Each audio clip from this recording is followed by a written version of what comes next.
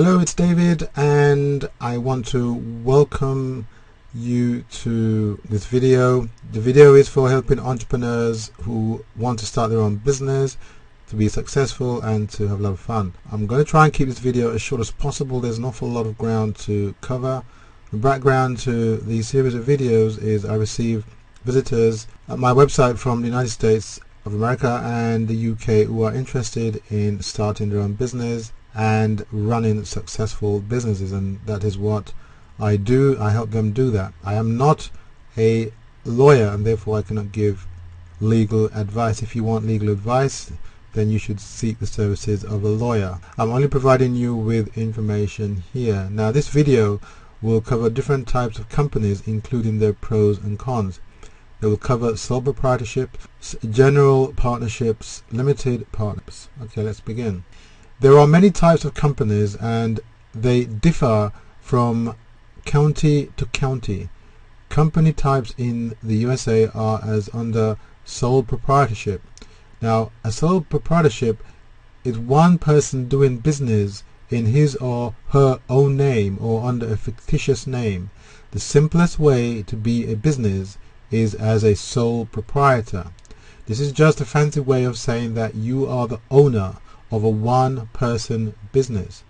There's almost no cost or bureaucratic red tape involved in forming a sole proprietorship other than the usual license, permit and other regulatory requirements that your state and or locality imposes on any business. And you don't have to do anything to create a sole proprietorship. If you start a one-person business and don't form a corporation or LLC, you have created a sole proprietorship, and that's how the state and the IRS will treat your business. As a practical matter, most one-person businesses start out as sole proprietorships just to keep things simple. Now, the advantages of sole proprietorships: simplicity is a proprietorship's greatest advantage. There is also no organizational expense and no extra tax forms or reports. Sole proprietorships are in complete control and within the parameters of the law may make decisions as they see fit. Sole proprietors receive all income generated by the business to keep or reinvest. Profits from the business flow through directly to the owner's personal tax return. Sole proprietor business is easy to dissolve if desired. Now, the disadvantages of sole proprietorships: the proprietor is personally liable for all debts and obligations. There is also no continuation of the business after death. All profits are directly taxable, which is certainly a disadvantage for the proprietor, and business affairs are easily mixed with personal affairs. Sole proprietors have unlimited liability and are legally responsible for all debt against the business. Their business and personal assets are at risk.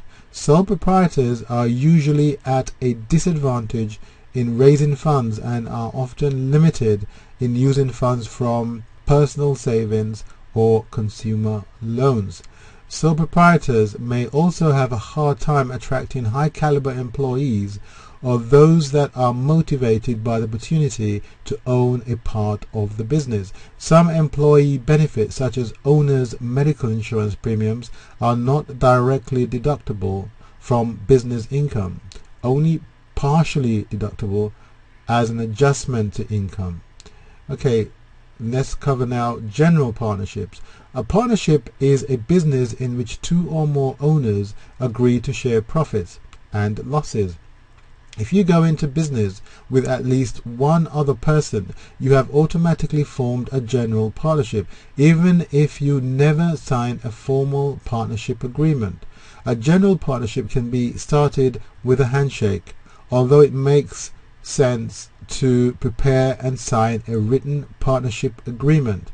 The advantages of general partnerships: partners can combine expertise and assets. A general partnership allows liability to be spread among more persons. The business can be continued after the death of a partner if bought out by a surviving partner. Disadvantages of a general partnership. Each partner is liable for the acts of other partners within the scope of the business. This means that if your partner harms a customer or signs a $1 million credit line in a partnership name, you can be personally liable. Even if you leave all profits in the business, those profits are taxable. Control is shared by all parties, and the death of a partner may result in liquidation. In a general partnership, it is often hard to get rid of a bad partner. Okay, now let's look at limited partnerships. A limited partnership is similar to a general partnership, except it has two types of partners. A limited partnership must have at least one general partner who manages the business and is personally liable for its debts and claims. General partners have the same broad rights and responsibilities as the partners discussed in the general partnership section above. And by definition, a limited partnership must also have at least one limited partner, and usually has more. A limited partner is typically an investor who contributes capital to the business but is not involved in the day-to-day management of the business. The limited partners are not personally liable for business debts and claims. They function much like passive shareholders in a small corporation, investing with the expectation of receiving a share of both profits and the eventual increase in the value of the business. A limited partnership has characteristics similar to both a corporation and a partnership. There are general partners who have the control and personal liability, and there are limited partners who only put up money and whose liability is limited to what they paid for their share of the partnership, like corporate stock. A new type of limited partnership, a limited liability partnership, allows all partners to avoid liability. Advantages of limited liability partnerships. Capital can be contributed by limited partners who have no control of the business or liability for its debts. The disadvantages of limited liability partnerships. A great disadvantage is high startup cost. Also, an extensive partnership agreement is required because general partners are personally liable for partnership debts and for the acts of each other. One solution to the problem is to use a corporation as the general partner. This is the end of this video. In the next video, I'll be covering limited liability companies, that's LLC, limited liability partnership, corporation, and S corporations. And just before I go, I just want to say you can take advantage of similar resources or similar video. Just enter the website URL that appears in this video into your browser and come on over to the website, and you'll see lots of information to help you register your business, and also information about how to generate business name that can maximize your company brand. This is the end of this video.